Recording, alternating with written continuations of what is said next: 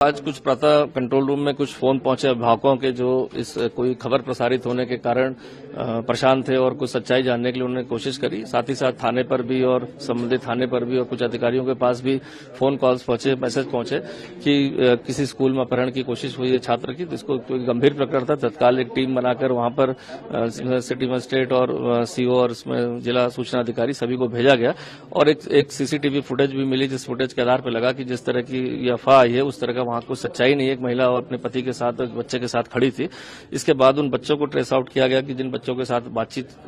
1 minute की हुई होगी, 30 सेकंड की, उन बच्चों द्वारा भी बताया गया कि वो अपने स्कूल आते हैं तो वहां पर किसी के द्वारा इतना ही बस पूछा गया था कि स्कूल में पढ़ाई कैसी होती है और कितनी इसकी फीस होगी, और इसके बाद बच्चे चले आए थे। लेकिन वो बच्चे आने के बाद कुछ आपस में मिसकम्युनिकेशन में बातचीत करा जो कहीं न कहीं दूसरे तरीके से प्रेजेंट हुई, और इस संबंध में पूरी जानकारी के बाद पता चला कि हमने उससे महिला और जो भी उनके परिवार के लोग थे उनको ट्रेस भी किया। तो पता चला गांधी शताब्दी हॉस्पिटल है जहां पर वो पिछले 1 माह से लगातार हर वीक जाते हैं वहां इलाज कराने के लिए, और इलाज करा के वहां निकले थे तो स्कूटी के पास अपने वेट कर रहे थे किसी का, और इसके बाद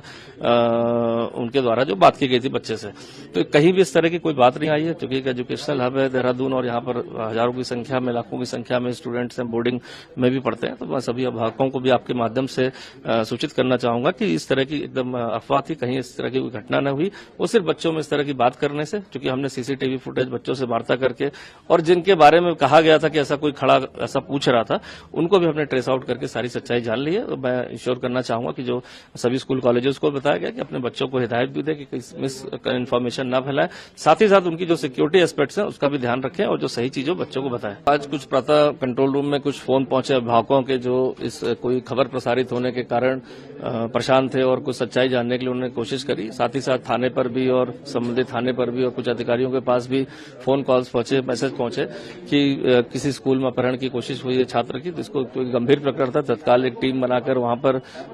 सिटी मजिस्ट्रेट और सीओ और इसमें जिला सूचना अधिकारी सभी को भेजा गया और एक सीसीटीवी फुटेज भी मिली, जिस फुटेज के आधार पर लगा कि जिस तरह की ये अफवाह आई है उस तरह का वहां कुछ सच्चाई नहीं है। एक महिला और अपने पति के साथ एक बच्चे के साथ खड़ी थी। इसके बाद उन बच्चों को ट्रेस आउट किया गया कि जिन बच्चों के साथ बातचीत